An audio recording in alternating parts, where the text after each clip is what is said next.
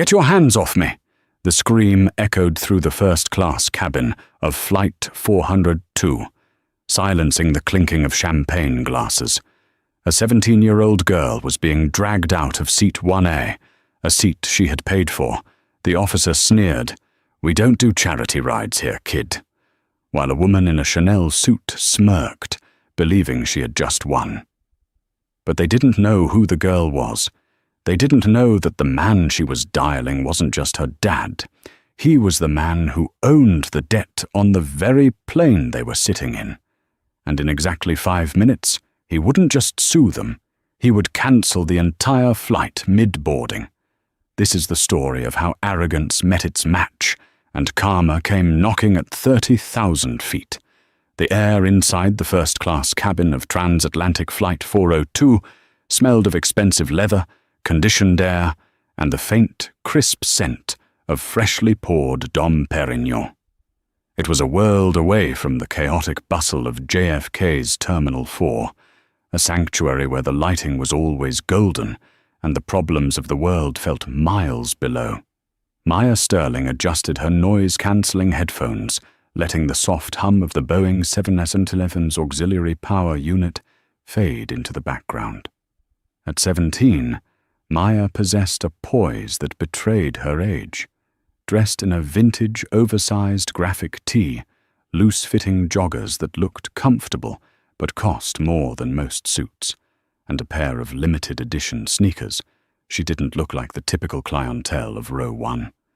She looked like a teenager, but the black Amex Centurion card tucked into her phone case said otherwise. She was flying solo to London to visit her father, Andre Sterling. Andre wasn't just a businessman, he was a titan of industry, the CEO of Sterling & Company Logistics, a firm that managed the supply chains for half the Fortune 500 companies. Maya, however, hated using his name. She preferred to move through the world quietly. She settled into seat 1A, the most coveted spot on the plane. She pulled a worn paperback book from her backpack, ignoring the curious glances from the flight attendants who were whispering near the galley. "Can I get you a pre-departure beverage, miss?" A flight attendant named Sarah asked, her smile professional, but her eyes scanning Maya with mild confusion. "Just sparkling water with lime, please," Maya said, her voice soft and polite. Sarah nodded and walked away. Maya exhaled, sinking into the plush seat. She closed her eyes for a second. It had been a long week of exams at her prep school in Connecticut, and she just wanted to sleep. That peace lasted exactly 3 minutes. The heavy footsteps thumped against the carpeted aisle, followed by the distinctive, sharp clack of high heels. A voice, shrill and dripping with entitlement, cut through the quiet cabin. "I don't care what the computer says. I specifically requested 1A. It's my seat. It has been my seat for 10 years. Maya didn't open her eyes, hoping the storm would pass. "Mrs. van der Hoeven, please," a gate agent's voice pleaded, sounding exhausted. "The flight is fully booked. Seat 1A was purchased months ago. We have you in 2A, which is identical." "Identical?" The woman scoffed. "I don't do identical. I do first, and I don't sit behind anyone. Do you know who my husband is? Do you know how much stock we hold in this airline?" Maya opened one eye. Standing in the aisle was a woman who looked like she had been shrink-wrapped in luxury brands. She wore a tweed suit that screamed old money, carrying a Birkin bag that was likely worth more than the pilot's car. Her hair was a stiff, blonde helmet, and her face was pinched in a permanent expression of smelling something bad. This was Beatrice van der Hoeven. Beatrice stopped dead in her tracks, her eyes locked onto Maya in seat 1A. The silence that followed was heavy. Beatrice didn't just look at Maya, she glared. She looked at the sneakers, the messy bun, and most pointedly, she looked at Maya's skin. A look of sheer, unadulterated disgust washed over her face. "Is this a joke?" Beatrice turned to the flight attendant, Sarah, pointing a manicured finger at Maya. You gave my seat to staff? Maya sat up, removing her headphones. Excuse me? You heard me, Beatrice snapped, stepping closer, invading Maya's personal space. This is first class, sweetie. Not the employee lounge. Not the charity overflow. I don't know who let you sneak in here while the cleaners were working, but you need to move. Now. Maya kept her voice steady, though her heart rate spiked. I have a ticket for this seat, Mom. 1A. Now, if you don't mind, I'm trying to read. Beatrice laughed, a cold, brittle sound. She turned to the cabin, addressing the other 6 passengers who were now watching with rapt attention. Did you hear that? She has a ticket. Probably used her mother's miles from cleaning our houses. A few passengers gasped. A man in 3B, a tech bro type in a hoodie, frowned and took out his phone. Mrs. van der Hoven, Sarah, the flight attendant, interjected, stepping between them. Please take your seat in 2A. This passenger is ticketed correctly. Beatrice turned on Sarah like a viper. Don't you dare lie to me to avoid a conflict. Look at her. She's a child. She clearly doesn't belong. I am a Diamond Medallion member. I personally know the VP of Operations. I want her out of my seat, or I am calling the authorities. Maya looked at Beatrice, her expression hardening. You can call whoever you want. I'm not moving. We'll see about that, Beatrice hissed. She pulled out her phone, dialing a number, while simultaneously snapping her fingers at the gate agent. Get the air marshal, get the police. I want this trespasser removed. She's probably a security threat. A security threat? Maya repeated, incredulous. I'm 17. You're aggressive, Beatrice lied smoothly, her voice rising to a theatrical panic. I feel threatened. She threatened me. Did you all hear that? She said she's not moving. The drama had barely begun, but the poison was already in the air. Maya looked out the window, her hand trembling slightly. She grabbed her phone and saw a text from her dad. Boarded okay, kiddo. Driver is waiting at Heathrow. She didn't reply yet. She had a feeling she wasn't going to make it to Heathrow. 10 minutes later, the atmosphere in the cabin had shifted from awkward to hostile. Beatrice was sitting in 2A, but she wasn't settled. She was leaning forward, tapping her foot aggressively, waiting. She had refused the champagne. She was on a warpath. 2 men entered the plane. One was an airline manager, a nervous-looking man named Mr. Henderson, wiping sweat from his forehead with a handkerchief.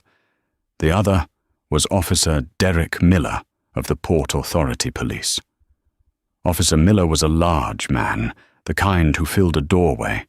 He had a buzz cut, a thick neck, and eyes that looked like they were constantly scanning for a fight he could win. He walked with a heavy, swinging gait, his hand resting casually near his belt. He didn't look at the luxury of the cabin. He looked at the problem. Beatrice stood up immediately. Finally. Officer, over here. Miller nodded at her, a look of deferential respect on his face. He saw the pearls, the suit, the confidence. He recognized authority, or at least wealth that mimicked it. What seems to be the problem, ma'am? That, Beatrice pointed at Maya, who was now texting her father. That girl is refusing to vacate my seat. She's belligerent, she's trespassing, and I suspect she stole that ticket or sneaked on. The crew is too terrified to do anything about it. Miller turned his gaze to seat 1A. When he saw Maya, his posture relaxed, but not in a friendly way. It was the relaxation of a predator realizing the prey was small. He saw a black teenager in a hoodie. In his mind, the narrative was already written. He walked over to 1A, blocking the light from the window. All right, miss, let's go. Maya looked up, blinking. Excuse me? You heard me. Grab your bag. We're getting off." Miller didn't ask for a ticket. He didn't ask for her side of the story. He just issued a command. "I have a ticket," Maya said, holding up her phone, which displayed the boarding pass. "Seat 1A. Maya Sterling." Miller didn't even look at the screen. He swatted her hand away slightly. "I don't care what you have on your phone. Anyone can Photoshop a pass these days. The lady says it's her seat. And looking at you, and looking at her, I'm inclined to believe there's been a mix-up you don't want to get deeper into."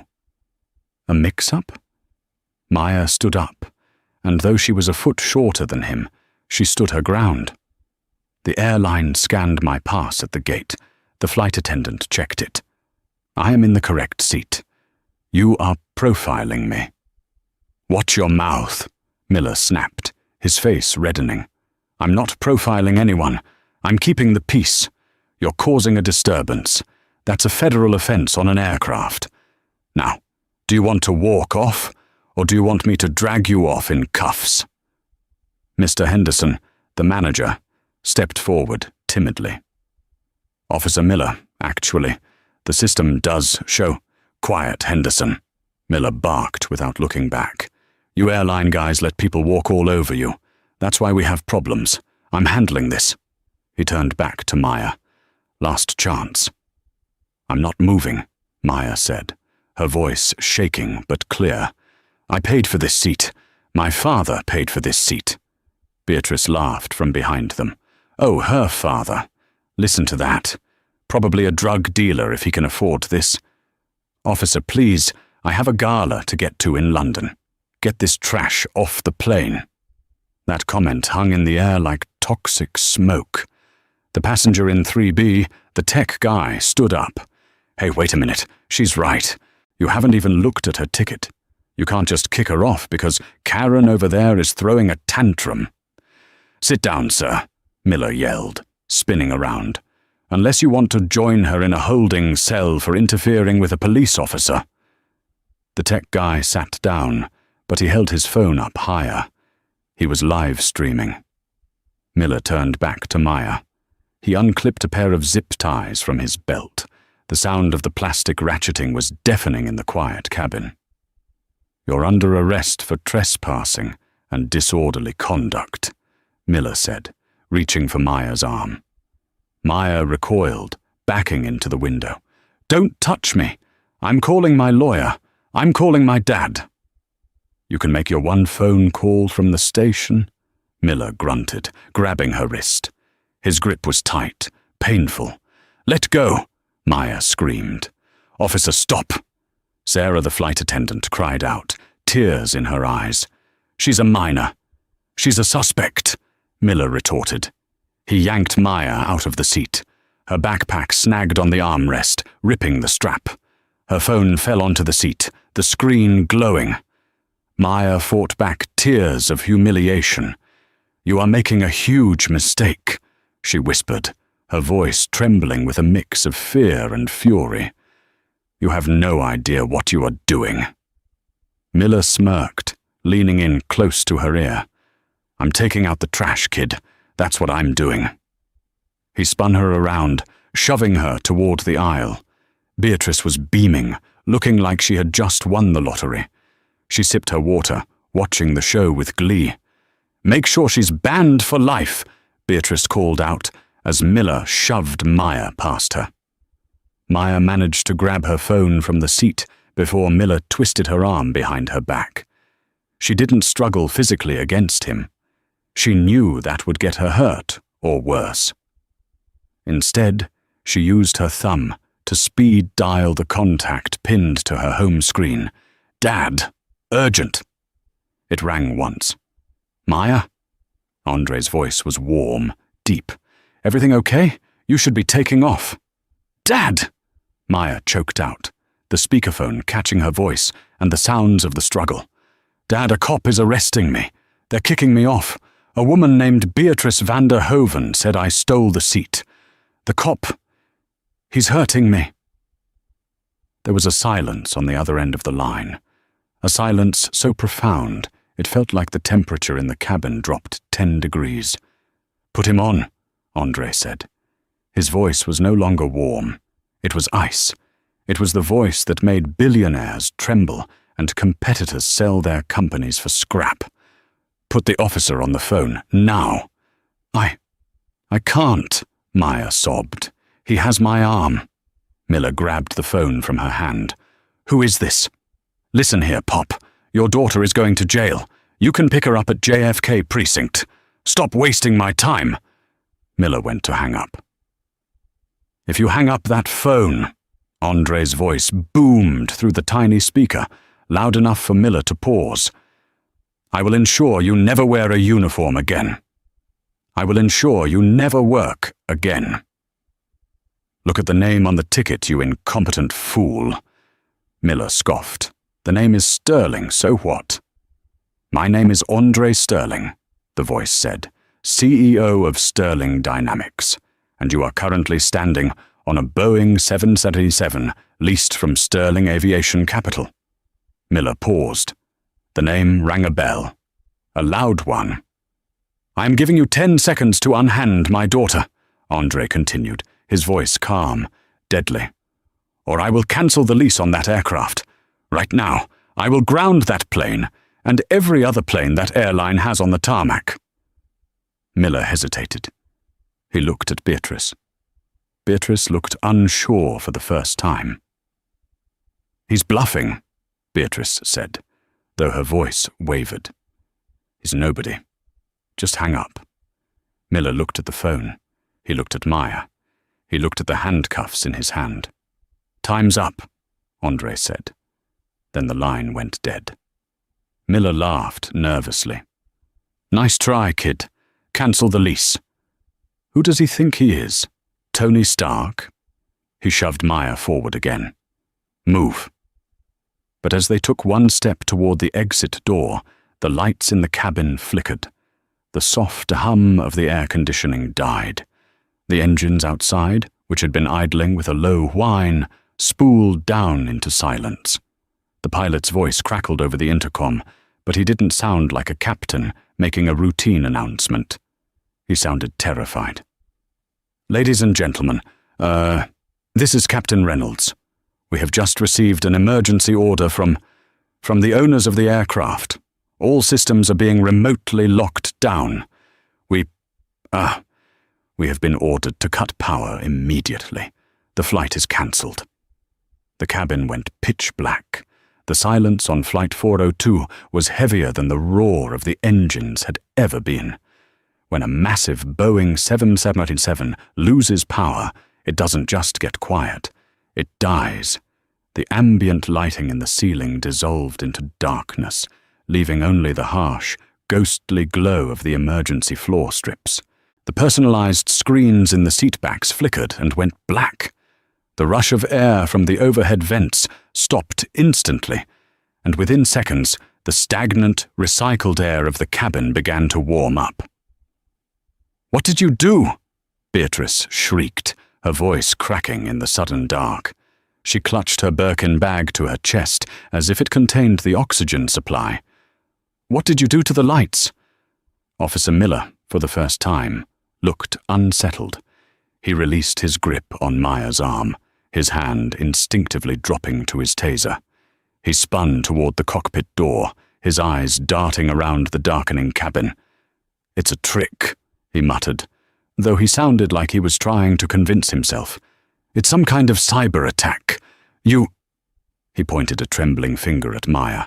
"You signaled someone. Who are you working with?" Maya rubbed her wrist where his fingers had left red welts. She didn't back down this time. She stood up straighter, the darkness making her silhouette look imposing against the emergency lights. "I told you," she said, her voice surprisingly calm. "My father owns the debt. You didn't listen. Now you're trespassing on private property." "This is a commercial airline," Miller shouted, sweating now. "This is public transport." The cockpit door burst open. Captain Reynolds emerged, looking pale and holding a heavy binder. He wasn't looking at the passengers. He was looking at the instrument panel of the galley, frantically flipping switches. Nothing happened. "Captain!" Beatrice yelled, standing up and stumbling in the dim light. "I demand you turn the air conditioning back on. It's getting stuffy. And arrest this girl. She's responsible for this." Captain Reynolds ignored her, turning to Mr. Henderson, the airline manager, who was cowering near the drink cart. "Henderson, did you get the code? The F-90 code?" I don't know what that is," Henderson stammered. "The repossession code," Reynolds shouted, losing his composure. "The flight computer just received a Level 5 lockout command from the lesser, Sterling Aviation Capital. It's a kill switch, Henderson. It's designed to stop airlines from fleeing with planes when they go bankrupt. It kills the avionics, the hydraulics, the APU, everything. We are a brick, a 200-ton metal brick." A gasp went through the cabin. The tech guy in 3B, Leo, stood up, his phone flashlight cutting through the gloom. "A remote repo? I've read about those. They're nuclear options. Only the owner of the asset can trigger it. That means—" He turned the light onto Maya. She wasn't lying. Her dad literally just turned off the plane. "That's impossible," Miller spat, stepping toward the cockpit. "Turn it back on. I have a prisoner to transport." "I can't," Reynolds snapped. "The software is fried. It's wiped. Unless Sterling sends the unlock key, this plane isn't going to London. It's not even going to the hangar. It's staying right here until they tow it for scrap." Beatrice let out a high-pitched wail. "But I have a gala. I have the London Philharmonic. I cannot be stuck in New York." She turned on Maya, her face twisted in a mask of fury. She lunged, grabbing Maya's hoodie. "Call him back. Call your father and tell him to turn it back on right now, you little brat." Before Beatrice could make contact, Miller stepped in, not to protect Maya, but to shove Beatrice back. "Sit down, lady. I have a situation here." Miller grabbed his radio. "Dispatch, this is Miller. We have a 10-100 on the tarmac. Possible cyber-terrorism event. Suspect is in custody. I need backup. I need SWAT." Static hissed back. "Miller? Dispatch. Say again? We're getting calls from the tower. They say the plane has been flagged? The tower says you need to deplane immediately. The aircraft is no longer authorized for flight." "I know it's not authorized," Miller screamed into the radio. "The power is out. Send a team to breach the door if you have to." "You can't breach the door," Captain Reynolds said quietly, slumping against the galley wall. "The electronic locks are engaged. They're part of the security system. When the kill switch is hit, the plane seals itself to prevent theft. We're locked in." "What?" The color drained from Beatrice's face. "We're trapped. Until the battery backups fail, or someone opens it from the outside with a manual override key," Reynolds confirmed. "And it's going to get hot in here. Very hot." The reality of the situation began to set in. It was a humid July evening in New York. Without the AC, the metal fuselage of the plane acted like an oven. The temperature was already climbing. Maya moved back to seat 1A and sat down. She felt drained, but she knew she was safe. Her father had thrown a shield around her, a shield made of titanium and billions of dollars. She picked up her water, which was still cold, and took a sip. "You think this is funny?" Miller growled, looming over her, sweat dripping down his forehead. "You think holding a plane hostage is a game? Your daddy is going to prison for this. Hijacking is a life sentence." Maya looked at him, her eyes hard. "It's not hijacking, officer. It's asset protection. You were damaging his property, me." "I am the law," Miller shouted, his hand twitching near his holster. "Not in here," Leo, the tech guy, spoke up from the darkness. "Technically, if the lease is voided, this is private property owned by a British corporation. You have no jurisdiction on foreign soil. And legally, this cabin is now foreign soil. You're just an intruder." "Shut up!" Miller roared, pointing his taser at Leo. "One more word from the peanut gallery, and you get the ride, too." "Officer Miller," Sarah, the flight attendant, whispered, stepping forward bravely. "Please, it's getting very hot. Mrs. van der Hoven looks like she's going to faint. We need to de-escalate." Beatrice was indeed fanning herself frantically with a safety card, her makeup starting to run. "I can't breathe," she gasped. "This is inhumane. I will sue everyone." "You're the one who wanted the seat," Maya said quietly. "You wanted to be in first class. Well, you're here. Enjoy the exclusivity." Suddenly, Maya's phone buzzed. The screen lit up the dark corner. It was a FaceTime request. "Dad." Miller lunged for the phone, but Maya was faster. She accepted the call and held the screen up. Andre Sterling's face filled the frame. He wasn't in an office. He was in the back of a Rolls-Royce, moving through London traffic, wearing a tuxedo. His face was a mask of cold, controlled rage. "Maya," Andre said, his voice crisp and clear, cutting through the panic in the cabin. "Are you safe?" "I'm okay, Dad," Maya said, her voice wavering slightly. "But we're locked in. It's getting hot." "I know," Andre said. "The override team is 5 minutes away. But I wanted to speak to the man who put his hands on you." Miller stared at the phone. "This is Officer Miller. You are interfering with a police operation. Turn this plane back on, or I will add kidnapping to the charges." Andre looked at Miller through the screen. He didn't blink. "Officer Miller, you have made the gravest mistake of your life. You didn't just assault a minor. You assaulted the heir to the Sterling estate. And you did it on camera." "What camera?" Miller looked around. "The one in seat 1B, Andre said calmly. "And the one in 2B. This is a modern aircraft, officer. The security cameras in the cabin stream directly to the cloud. I have the footage. I have you dragging a ticketed passenger. I have you using excessive force. And I have Mrs. van der Hoven using racial slurs." "I never!" Beatrice shrieked from the background. "I never used a slur. You called her trash and implied she was staff based on her appearance," Andre said, his voice slicing her like a razor. "The audio is crystal clear. The internet is going to love it." Miller's face went pale. "You're bluffing." "Check your phone, officer," Andre said. "Oh, wait. You probably don't have signal inside the Faraday cage I just created. But trust me, by the time that door opens, you won't be a police officer anymore. You'll be the most hated man in America." While the cabin of Flight 402 turned into a sauna, the world outside was erupting. The video clip from Leo's live stream, the one showing Miller dragging Maya while Beatrice smirked, had hit Twitter, X, 10 minutes ago. It was already the #1 trend globally.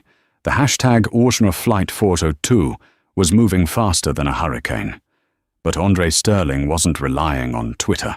He was fighting a war on a different front. The boardroom. The scene shifted to the sleek, glass-walled headquarters of the airline in Dallas, Texas. The CEO of the airline, Jonathan Greaves, was currently having a heart attack, metaphorically speaking. He was staring at a bank of monitors. One showed the plane sitting dead on the tarmac at JFK. The other showed the airline's stock price, which had dropped 12% in the last 15 minutes. His secretary burst in. "Mr. Greaves, it's Andre Sterling on line 1. He says he's not holding." Greaves picked up the phone, his hand shaking. Andre, look, this is a massive misunderstanding. We can fix this. Turn the plane back on. Please, the media is eating us alive." "Jonathan." Andre's voice was calm, which made it terrifying. "You have a breached contract. Your staff allowed a racist passenger to dictate the seating chart, and you allowed a rogue police officer to assault my daughter. Section 4, Paragraph 2 of our leasing agreement states that the lessor guarantees the safety and dignity of all passengers. You failed. We'll fire the gate agent, Greaves pleaded. We'll ban Mrs. van der Hoven. Just give us the power back. People are fainting in there. No, Andre said. Not yet. Not until my team is on the ground. And Jonathan? It's not just Flight 402. Greaves froze. What do you mean? Sterling Aviation Capital leases you 42 aircraft, Andre said. 17 777s and 25 737s. As of 2 minutes ago, I have flagged all of them as compromised assets. The kill signal has been sent to your entire fleet. You can't do that, Greaves screamed. You'll strand 50,000 people. You'll bankrupt us.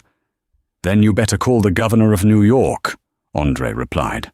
And you better tell him to get the police commissioner down to JFK personally to apologize to my daughter. You have 10 minutes before the rest of your fleet shuts down mid-taxi. Clock is ticking, Jonathan.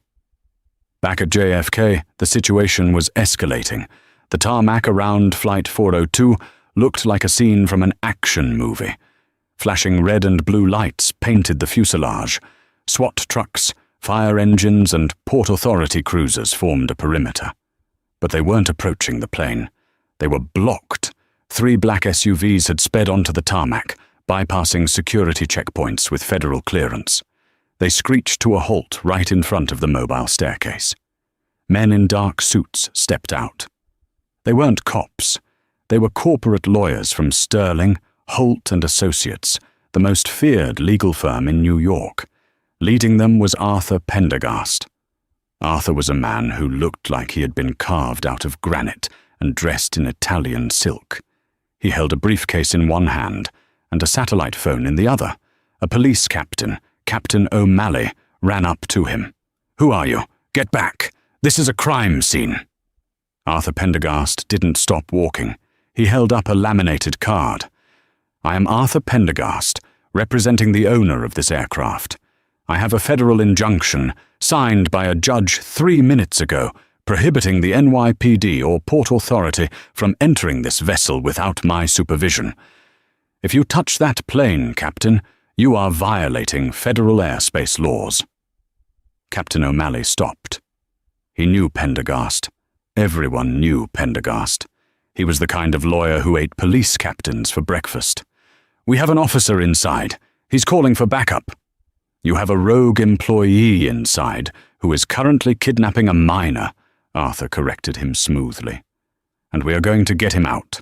Now move your men, or I will have your pension fund seized for gross negligence." Arthur walked up the stairs to the plane door. He pulled a small, complex device from his pocket. A manual electronic key. He plugged it into the emergency port next to the door. Inside the cabin, the heat was stifling. It was over 90 degrees. Beatrice was sobbing on the floor of the galley, her Chanel suit ruined by sweat. Miller was pacing, his shirt soaked, looking like a caged animal. "Why won't they open the door?"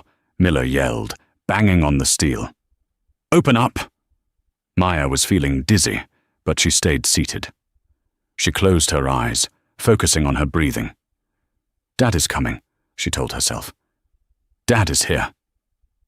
Suddenly, the heavy mechanical thunk of the locks disengaging echoed through the plane. The pressure seal hissed. Miller drew his gun. "Back up! Everyone back up!" The door swung open. A blast of cool night air rushed into the cabin, followed by the blinding beams of tactical flashlights. Miller squinted, raising his weapon. "Police, get on the ground!" "Put the gun down, you imbecile!"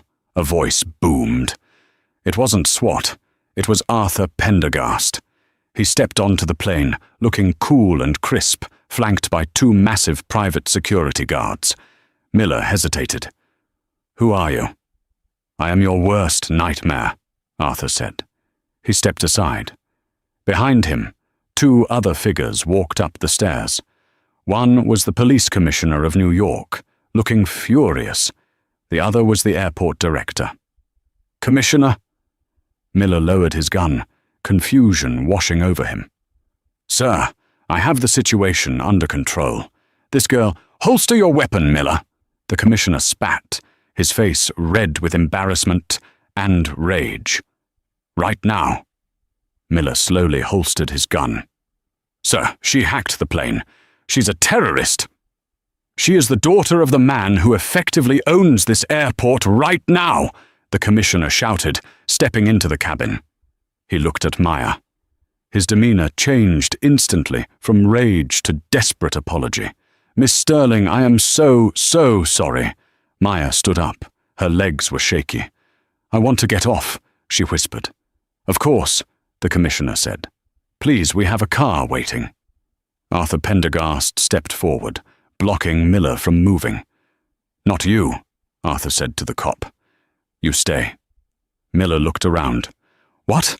I need to process the suspect." "You are the suspect," Arthur said, handing a thick envelope to the commissioner. "Here is the formal complaint, the video evidence from the cloud, and the statements from the other passengers. We are pressing charges for assault, false imprisonment, battery of a minor, and deprivation of civil rights." Miller laughed nervously. "Civil rights? I was doing my job." "You were racially profiling a teenager," Arthur said cold, "and you picked the one teenager in the world who could fight back." Arthur turned to Beatrice, who was trying to crawl toward the door. "And you, Mrs. van der Hoeven?" Beatrice looked up, her mascara running down her face like black tears. I was a victim here. The heat, I almost died. You are being placed on the permanent no-fly list for all carriers associated with the Sterling Group," Arthur announced. "That includes this airline, British Airways, Delta, and about 12 others. You will never fly first class again. You will be lucky if you can fly cargo." "You can't do that," Beatrice shrieked. "I'm a Diamond member." "Not anymore," Arthur said. He gestured to the private security guards. "Escort Miss Sterling to the lounge. The paramedics are waiting." Maya walked toward the door. As she passed Miller, he glared at her, hate burning in his eyes. "This isn't over," he whispered. Maya stopped. She looked him dead in the eye. "You're right. My dad hasn't even landed yet." She walked out into the cool night air. The tarmac was filled with people, cameras and lights. But all she saw was the black car waiting for her. The nightmare on the plane was over. But for Officer Miller and Beatrice van der Hoeven, the real nightmare was just beginning. The video was 47 seconds long. It had been filmed by Leo, the tech entrepreneur in seat 3B. But by the time the sun rose over New York City the next morning, it didn't belong to him anymore. It belonged to the world. The shaky footage showed everything. It showed the pristine cabin of the Boeing 777. It showed Maya, small and terrified, clutching her phone. It showed Beatrice van der Hoeven, face twisted in a sneer, pointing a finger and mouthing words that internet lip readers were already dissecting with brutal accuracy. And it showed Officer Derek Miller, hulking and aggressive, yanking a 17-year-old girl out of her seat like she was a rag doll. But the kicker, the part that made the video absolute dynamite, was the audio. The silence of the first-class cabin meant every word was crisp. "We don't do charity rides here, kid. Probably used her mother's miles from cleaning our houses." By 8 a.m., the hashtag #HancherFlightFaso2 was trending Yikshwasuwan in the United States, the UK, and Brazil. By 9 a.m., the NYPD's public relations Twitter account had locked its replies. Beatrice van der Hoeven woke up in her Upper East Side penthouse, not to the sound of birds, but to the ringing of a phone that wouldn't stop. She had been escorted off the plane the night before, screaming threats, and taken home by a private car her husband, Richard, had sent. She had taken a sleeping pill and passed out, convinced that by morning her husband's lawyers would have scrubbed the internet and fired that uppity flight attendant. She reached for her phone, expecting an apology email from the airline. Instead, she found a text from her daughter, oblivious to the irony. "Mum, tell me this isn't you. It's on TikTok.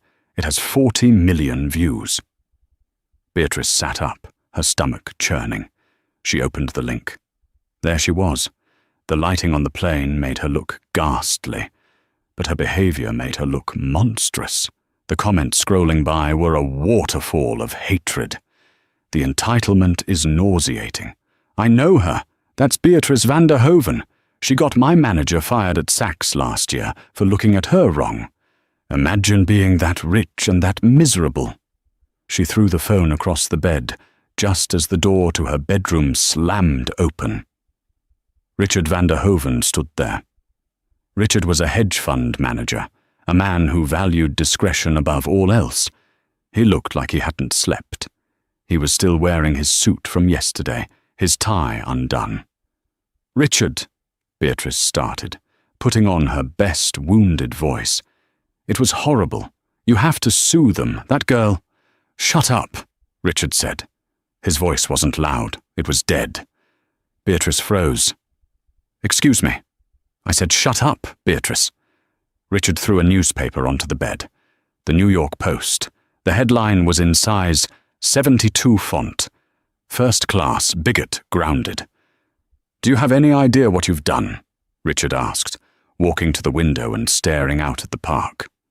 "My partners have been calling me since 4 a.m. Investors are pulling out. They don't want their money managed by the husband of the plain Karen. We lost $40 million in assets under management before the market even opened." "That's unfair," Beatrice cried. "It's not my fault. That girl provoked me. She didn't look like she belonged." Richard turned around, his face purple with rage. "That girl is Andre Sterling's daughter. Andre Sterling. The man who sits on the board of the bank that finances my firm. The man who could buy and sell us 10 times over before breakfast." Beatrice went pale. I didn't know." "You didn't care," Richard roared. "You never care. You treat people like dirt because you think you're untouchable. Well, guess what? You just touched the 3rd rail. Sterling called me personally." Beatrice swallowed hard. What did he say?" "He didn't scream," Richard said, trembling slightly. "He just said that as long as I remain married to you, Sterling and Cubbers will view my firm as a hostile entity. He's going to strangle my business, Beatrice, unless I cut the cancer out." Beatrice's eyes widened. "Richard, you can't mean—" "My lawyers are drafting the papers," Richard said, turning to leave. "Get your things. You're going to your sister's in the Hamptons. I don't want you here when the reporters show up." Across the city, in the grim, fluorescent-lit hallway of the Port Authority precinct, Officer Derek Miller was sitting on a metal bench. He wasn't in a cell, but he wasn't free either. He had been stripped of his badge and gun the moment he stepped off the tarmac. He was fuming. In his mind, he was the victim. He had been doing his job. He had been maintaining order. So what if he was a little rough? The girl had been non-compliant. His union rep, a tired-looking man named Frank, walked out of the captain's office. Frank didn't look happy. "Well?" Miller stood up. "When do I get my gun back? I have a shift tonight." Frank sighed, rubbing his temples. "Derek, sit down. You're not working tonight. You're not working ever again." "What?" Miller laughed, a harsh, barking sound. "For this? It's a PR stunt. It'll blow over in a week. I've had 3 excessive force complaints before. They always go away." "Not this time," Frank said quietly. "This isn't a local complaint. The FBI has opened a civil rights investigation. The Department of Justice is involved, and the airline is suing the department for the cost of the grounded flight." "That's not on me!" Miller shouted. "It is on you," Frank snapped. "But that's not the worst part. Andre Sterling hired a private investigator this morning. They dug into your past, Derek. Everything. Miller felt a cold sweat prickle his neck. What do you mean, everything? The missing evidence from the drug bust in 2018, Frank listed, counting on his fingers. The off-the-books security work you did for that nightclub that got raided. The false overtime logs. They can't prove any of that, Miller stammered. That stuff is buried. It was buried, Frank said. But Sterling has people who can dig through concrete. They handed a dossier to the district attorney an hour ago. The DA is looking for a sacrificial lamb to appease the public, and you just handed yourself to him on a silver platter. They aren't just firing you, Derek. They're charging you. Miller slumped back against the wall. The arrogance drained out of him, replaced by a gnawing, hollow fear. You gotta help me, Frank. The Union. The Union can't protect you from felonies, Derek, Frank said, standing up and buttoning his jacket. And honestly, after watching that video, I'm not sure we'd want to. Frank walked away, leaving Miller alone in the hallway. For the first time in his career, the badge wouldn't save him. The karma wasn't just knocking, it was kicking down the door. 3 weeks later, the conference room at Sterling Holt & Associates was larger than most apartments. It offered a panoramic view of Manhattan, a view that usually signaled limitless possibility. Today, for the people sitting on the other side of the mahogany table, it looked like the edge of a cliff. Maya sat at the head of the table next to her father. She looked different than she had on the plane. She wasn't wearing a hoodie. She was wearing a sharp, tailored blazer. She looked composed, though her hands were clasped tightly together. Andre Sterling sat beside her, a silent, brooding mountain of a man. He hadn't spoken a word since the meeting began. He let his lawyer, Arthur Pendergast, do the talking. On the other side of the table sat Beatrice van der Hoven and her divorce lawyer. Next to them, looking significantly smaller in a cheap suit, was Derek Miller and a court-appointed public defender. They were there for a deposition, a pre-trial discovery meeting where the truth is laid bare under oath. But everyone knew this wasn't really a discovery. It was an execution. Arthur Pendergast adjusted his glasses and opened a thick file. "Let's begin," Arthur said smoothly. "We are here to discuss the settlement terms regarding the events of Flight 402. My client, Miss Sterling, is prepared to drop the civil lawsuits for emotional distress, provided certain conditions are met." Beatrice looked hopeful. Her face was gaunt. The last 3 weeks of being a social pariah had aged her 10 years. She had been disinvited from the Met Gala, banned from her country club, and her husband had served her papers. She just wanted this to be over.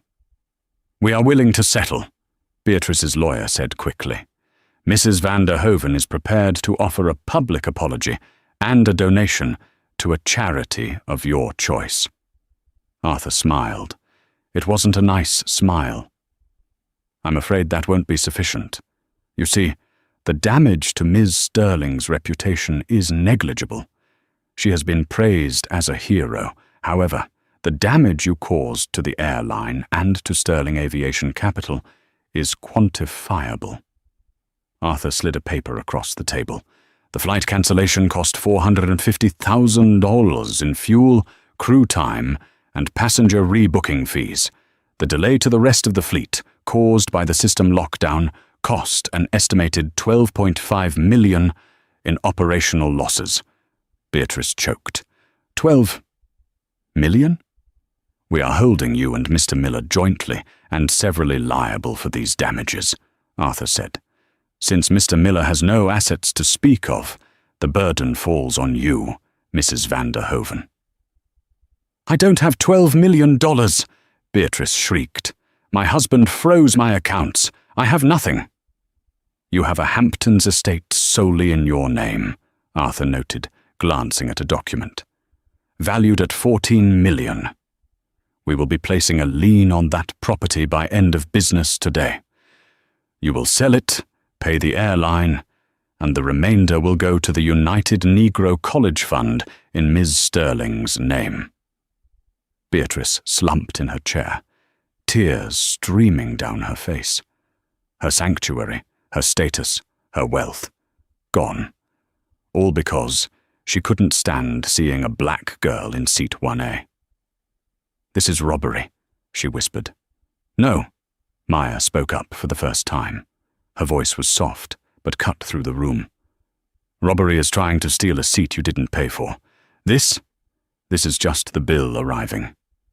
Arthur turned his attention to Derek Miller. Miller looked haggard. He was out on bail, awaiting trial for assault and corruption. "Mr. Miller," Arthur said, his voice dropping an octave, "we don't want your money. We know you don't have any." "Then what do you want?" Miller grunted, trying to muster some toughness. "You already got my job. You got my pension." "We want the truth," Arthur said. "We are adding a condition to the settlement with the police department. We will drop the lawsuit against the city of New York on one condition. You plead guilty to the assault charge. No plea deal, no reduced sentence. You plead guilty to the felony, and you serve the time." Miller's public defender shook his head. "We can't agree to that. He'll do 3 to 5 years. If he goes to trial," Andre Sterling finally spoke, his voice rumbling like thunder, "I will spend $5 million on a private prosecution team to ensure he gets the maximum sentence of 15 years. I will make sure the jury sees every piece of dirt from his past. I will make sure he never sees the light of day until his hair is grey." Andre leaned forward, staring into Miller's soul. "You put your hands on my child. You abused your power. Now you have no power. You have 2 choices, 3 years in prison or 15. Decide right now." Miller looked at his lawyer. The lawyer looked down, defeated. "Take the deal, Derek. They have the evidence. They have the money. You can't win this." Miller looked at Maya. For the first time, he saw her not as a suspect, not as a kid, but as the architect of his destruction. He saw the strength in her eyes, strength he had tried to break and failed. "I'll take the deal," Miller whispered, his voice cracking. The room went silent. The victory was absolute. Arthur closed the file. "Excellent. The papers will be drawn up immediately."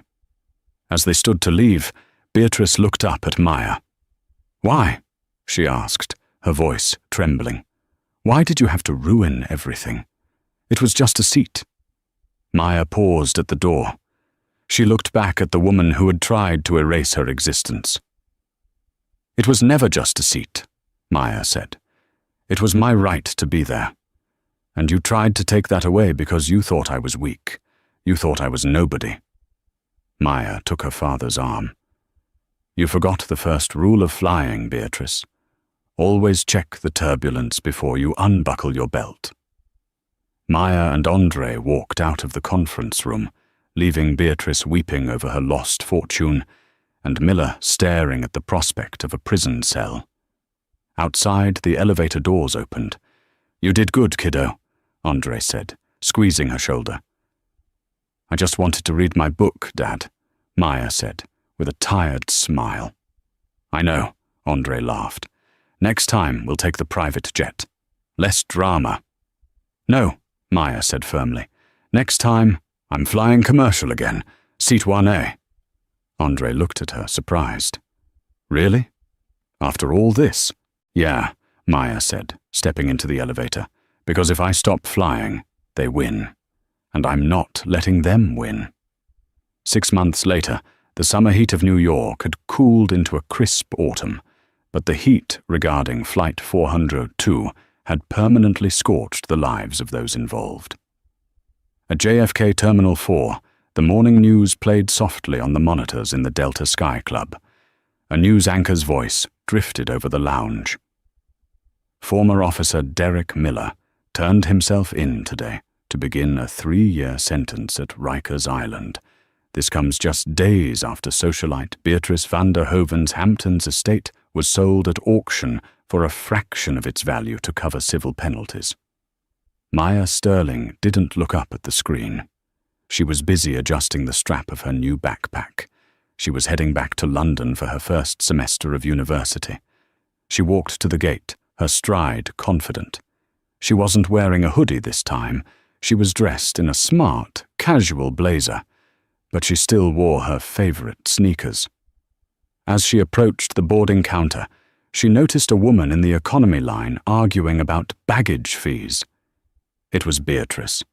She looked unrecognizable. The Chanel was gone, replaced by off-the-rack department store clothes. Her hair was pulled back in a messy, uncolored knot. She looked tired, defeated, and invisible. She didn't see Maya. She was too busy counting crumpled bills to pay for her overweight suitcase. Maya paused for a moment, a strange mixture of pity and validation washing over her. The woman who had claimed to own the sky was now struggling to afford a checked bag.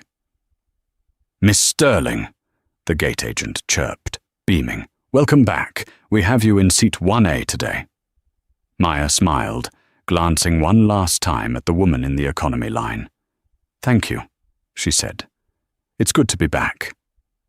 She walked down the jet bridge, not with arrogance, but with the quiet assurance of someone who knows exactly who they are. She took her seat, accepted a glass of sparkling water, and opened her book. The engines roared to life, and this time no one dared to ask her to move, and that is how a simple flight turned into a masterclass in humility. Beatrice and Officer Miller thought they were dealing with a powerless teenager they could bully. Instead, they ran headfirst into a wall of hard karma and learned that true power doesn't need to scream to be heard.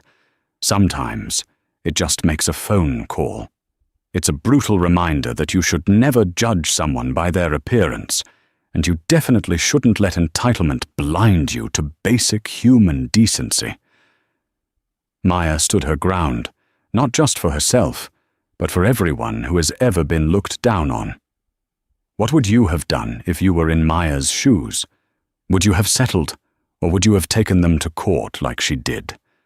Let me know in the comments below. If you enjoyed this story of justice served cold, please hit that like button. It really helps the channel.